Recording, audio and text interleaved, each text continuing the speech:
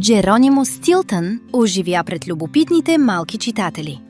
Учениците от градовете Божурище, Мартен, Раковски, Червен бряг, Черноморец и село Цонево ни посрещнаха с усмивки.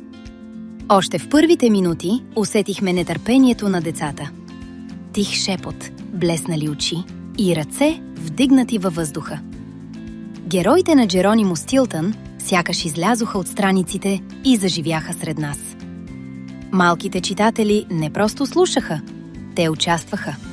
Разгадаваха загадки, спореха за уликите, смееха се с глас и сами предлагаха развръзки на историите. Някои толкова се въодушевиха, че пожелаха да прочетат откъси пред всички.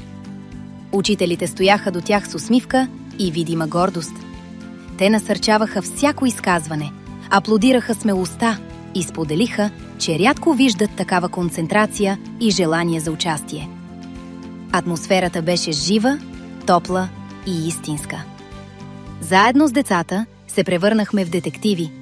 Пътешествахме през приключения и доказахме, че книгата може да бъде преживяване, а не просто текст. В края на всяка среща оставаше едно усещане, че сме запалили искра.